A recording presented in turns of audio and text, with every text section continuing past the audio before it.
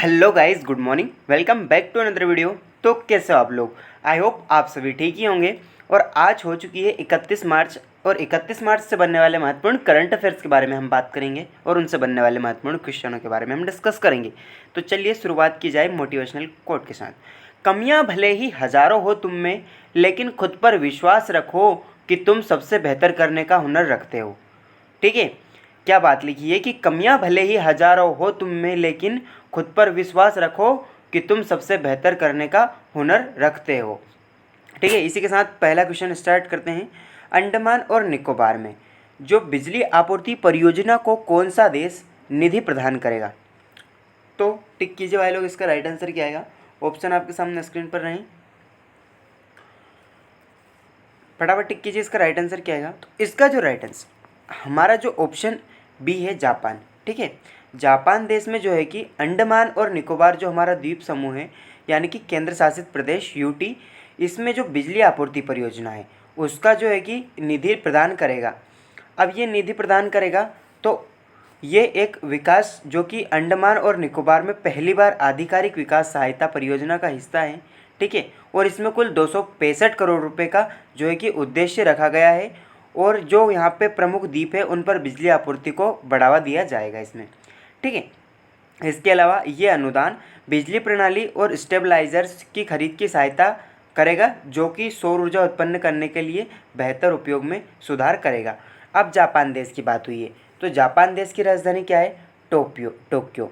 और वो कौन से द्वीप पर स्थित है? तो होन्शु द्वीप पर स्थित है। ठीक है, एक इम्पोर्टेंट क्वेश्चन है कि जो जापान देश है उसका जहाँ पे क्यूशू द्वीप है वहाँ पर चानूसू एक चाय का पर्व मनाया जाता है। ठीक है, इसके अलावा अंडमान निकोबार द्वीप समूह की बात की गई है, तो अंडमान निकोबार द्वीप समूह है जो बांग्लादेश का अराकान योमा जो पर्वत है उसका ही एक भाग है। और यहाँ पर जो है कि सबसे फेमस ज्वालामुखी जो कि बेरन द्वीप स्थित है। कहाँ पर? अंडमान निकोबार द्वीप समूह। इसके अलावा अंडमान निकोबार द्वीप समूह पर कोको चैनल स्थित है जो कि अंडमान निकोबार को म्यांमार से अलग करता है। लैंडफॉल द्वीप जो कि अंडमान का सबसे उत्तरी द्वीप है। इसके अलावा नारकोंडम द्वीप जो कि भारत का सुषुप्त ज्वालामुखी है। ठीक है, इसके अलावा सेटल चोटी जो कि अंडमान निकोबार की सबसे ऊंची चोटी है और इसकी जो ऊंचाई है 732 मीटर है। ठीक है, यहाँ पर आपको माउंट हेरियट राष्ट्रीय उद्यान मिल जाएगा, जो इसके ऊपर जो पुराना 20 का नोट था उसकी जो है कि आकृति अंकित थी। इसके अलावा आपको यहाँ पर पोर्ट ब्लेयर जो कि वीर सावरकर सेल्युलर जेल यहाँ पर आपको मिल जाएगी, जो कि लिटिल अंडमान, ठीक है, यहाँ पर स्थित है लिटिल अंडमान में। ठीक है, इसके अलावा देख लेते हैं नेक्स्ट क्वेश्चन। किन दो देशों ने 25 साल के रणनीतिक सहयोग समझौते पर हस्ताक्षर किए हैं? तो भैया मेरे लगाइए, इसका राइट आंसर क्या आएगा? ऑप्शन आपके सामने स्क्रीन पर रहें। तो इसका जो राइट आंसर है ऑप्शन जो हमारा डी है, चीन और ईरान। जो चीन और ईरान देश है, इन्होंने जो है कि दोनों देशों ने 25 साल के रणनीतिक सहयोग समझौता है उस पर हस्ताक्षर किए। अब हस्ताक्षर किए हैं तो ये 27 मार्च 2021 को जो चीन और ईरान के बीच 25 साल का रणनीतिक जो कि सहयोग समझौता हुआ था, ठीक है, इस पर हस्ताक्षर किए हैं। अब इस पर हस्ताक्षर किए तो इस समझौते में राजनीति, अर्थव्यवस्था और रणनीति, इनके जो पहलू है उनके सारे मुद्दे शामिल है इसमें। और जो 25 वर्ष की जो रणनीतिक सहयोग समझौता है उसमें कुल $1 ट्रिलियन बेल्ट और रोड जो इनिशिएटिव का जो है कि हिस्सा है एक। ठीक है, इसके अलावा जो संधि का उद्देश्य ये दोनों राष्ट्रों के बीच जो संबंध है उसको प्रभावी रूप से समन्वित और गहरा और ऊर्जावान यानी कि काफ़ी महत्वपूर्ण बनाना है इसको। ठीक है, इसके अलावा ये बंदरगाह और उनके क्षेत्र निवेश के लिए एक डिजाइन स्थापित करने में मदद करेगा। अब देख लेते हैं नेक्स्ट क्वेश्चन। निम्नलिखित में से किसने ISSF जो कि शूटिंग विश्व कप 25 मीटर जो रैपिड फायर पिस्टल मिश्रित टीम स्पर्धा में स्वर्ण पदक जीता है? तो किसने जीता है? ऑप्शन आपके सामने स्क्रीन पर रहे, टिक कीजिए फटाफट। अच्छा, मैं बता देता हूँ इसका जो राइट आंसर है ऑप्शन हमारा सी हो जाएगा। क्या? ऑप्शन सी, जिसमें ए और बी दोनों हैं। तो वो लोग कौन कौन है? विजयवीर सिंधु यानी कि विजयवीर सिद्धू और तेजस्विनी जो है कि दोनों ने 25 मीटर एयर रैपिड पिस्टल मिश्रित टीम स्पर्धा में के स्वर्ण पदक जीता है। अब इन्होंने जीता है तो कुछ इंपॉर्टेंट बातें जान लेते हैं, जैसे कि ये भारत के युवा निशानेबाज विजयवीर सिद्धू और तेजस्विनी की जोड़ी ने नई दिल्ली में जो आयोजित ISSF की जो शूटिंग विश्व cup 25 metre rapid fire pistol मिश्रित टीम में 27 मार्च 2021 को होने वाले स्वर्ण पदक अपने नाम कर लिए हैं।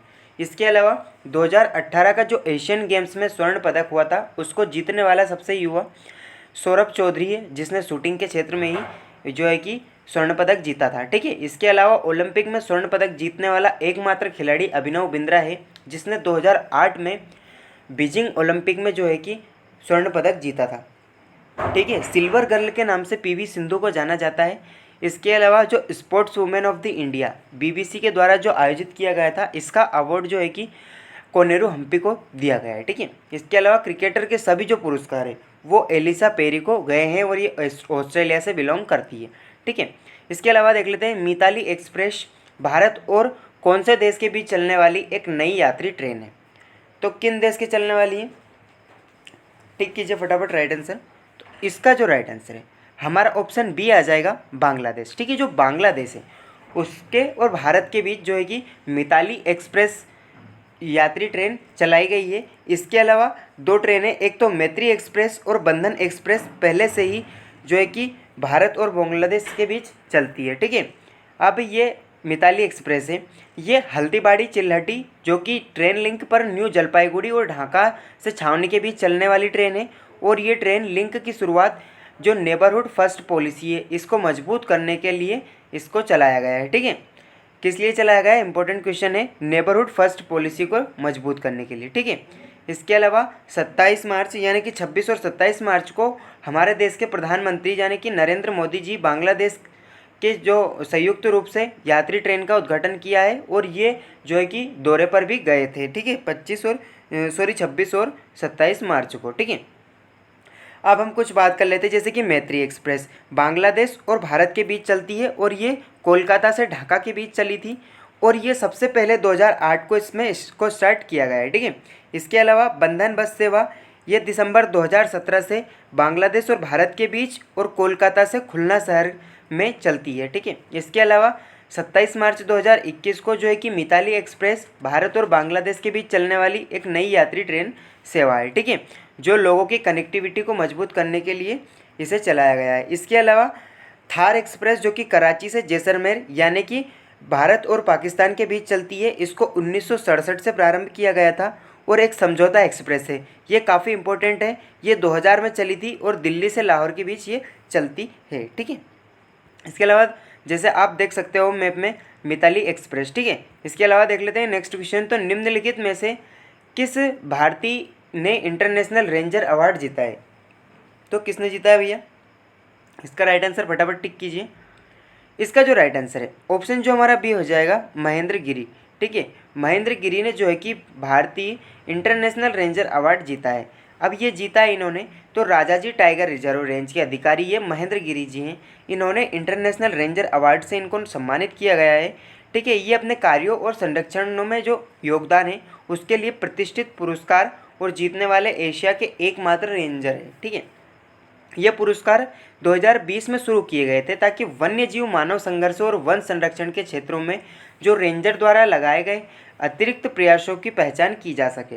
ठीक है, इसके अलावा जो विश्व आयोग द्वारा सुरक्षित क्षेत्र है उन पर international union for conservation of nature यानी कि IUCN द्वारा जो दुनिया भर के 10 व्यक्तियों को सम्मानित किया गया है। ठीक है, इसके अलावा देख लेते हैं नेक्स्ट क्वेश्चन, प्रतिवर्ष विश्व रंगमंच दिवस कब मनाया जाता है, तो कब मनाया जाता है, टिक कीजिए इसका राइट आंसर, कब मनाया जाता है रंगमंच दिवस।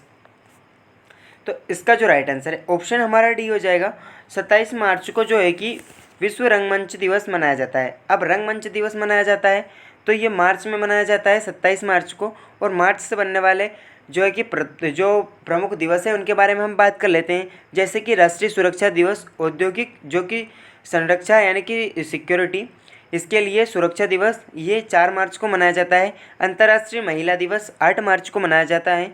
केंद्रीय औद्योगिक सुरक्षा बल की स्थापना दिवस 12 मार्च को मनाया जाता है।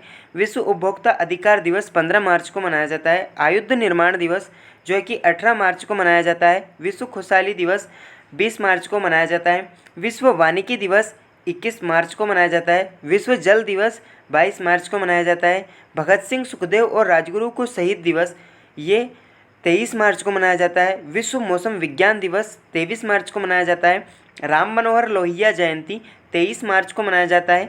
इसके अलावा विश्व टीबी दिवस 24 मार्च को मनाया जाता है। ग्रामीण डाक जीवन बीमा दिवस 24 मार्च को मनाया जाता है। और जो है कि बांग्लादेश का राष्ट्रीय दिवस 26 मार्च को मनाया जाता है। गणेश शंकर विद्यार्थी जो इनका बलिदान दिवस 25 मार्च को मनाया जाता है। इसके अलावा थिएटर दिवस यानी कि रंगमंच दिवस जैसे कि अभी 27 मार्च को मनाया गया है। ठीक है, अब ये मनाया गया है तो इसमें इसकी इंपॉर्टेंट बातें जान लेते हैं। जैसे कि ग्लोबल विंड एनर्जी काउंसिल ने 25 मार्च 2021 को, ठीक है, विंड रिपोर्ट जारी की थी, जिसमें जो है कि कुल जो है कि रंगमंच दिवस मनाया गया था 27, जो है कि थिएटर दिवस मनाया गया था 27 मार्च को। ठीक है, हाल ही में समाचारों में देखी गई स्वेज नहर कहाँ पर स्थित है?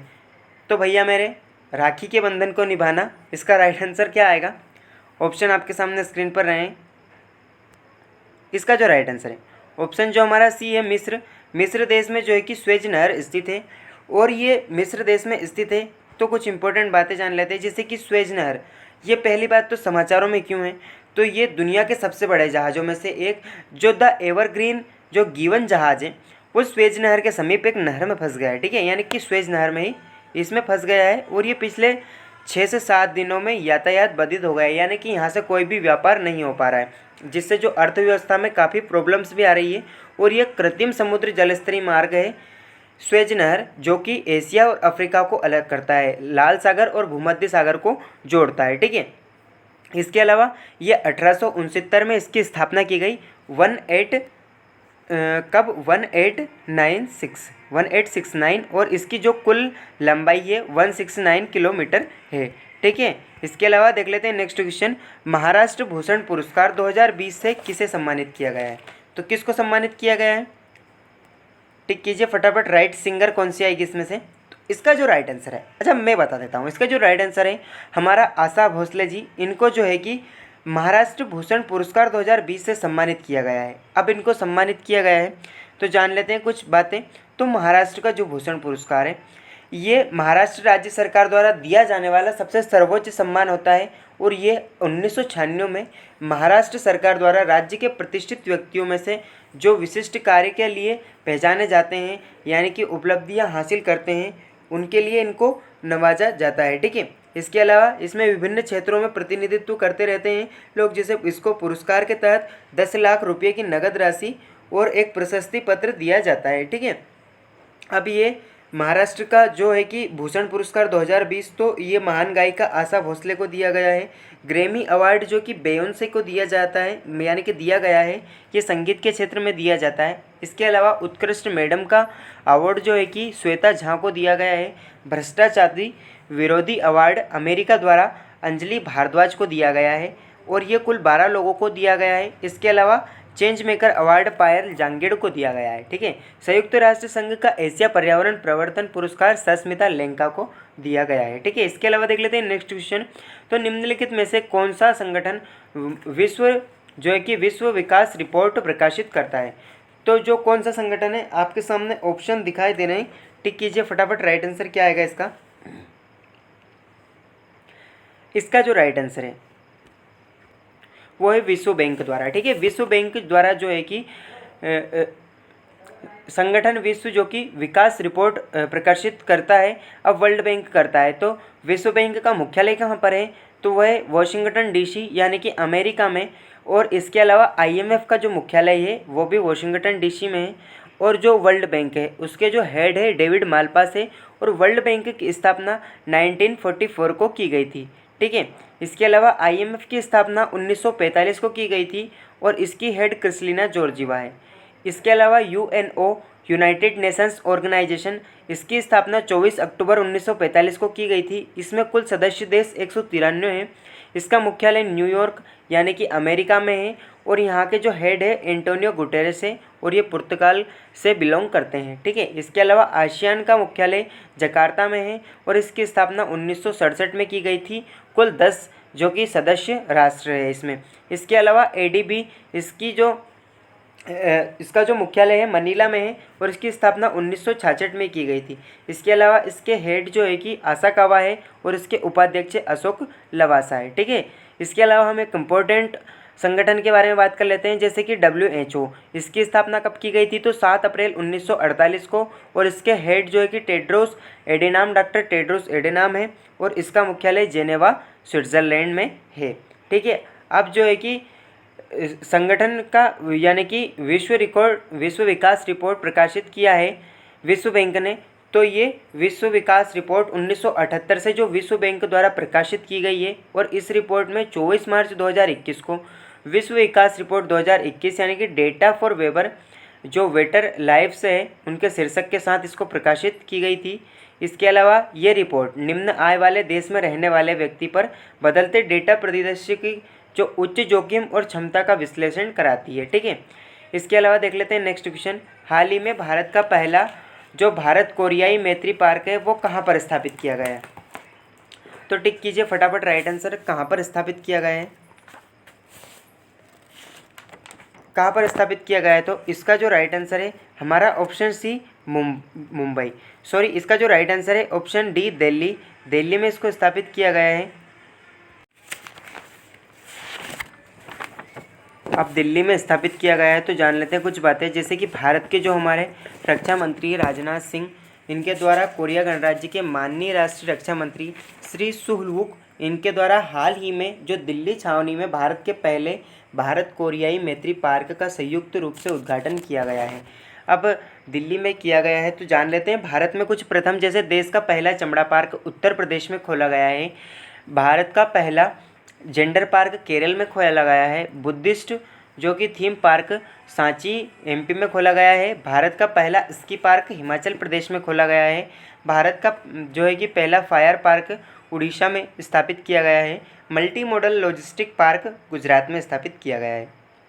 इसके अलावा देश का पहला इम्यूनिटी क्लिनिक चंडीगढ़ में खोला गया है, देश का पहला एयर टैक्सी सेवा प्रारंभ करने वाला जिला हिसार चंडीगढ़ है।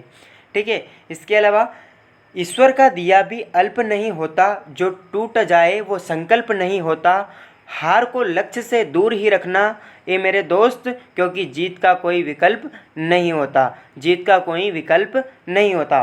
So that is it for today guys. आज के वीडियो में बस इतना ही। वीडियो पसंद आया हो तो लाइक करें, अपने दोस्तों के साथ शेयर करें, और ऐसे ही और अधिक वीडियोस देखने के लिए आनंद परमार क्लासेस को सब्सक्राइब कीजिए, फॉलो कीजिए, और आप सोशल मीडिया पर फॉलो कर सकते हैं। So keep learning, keep watching and keep growing. Thank you for watching.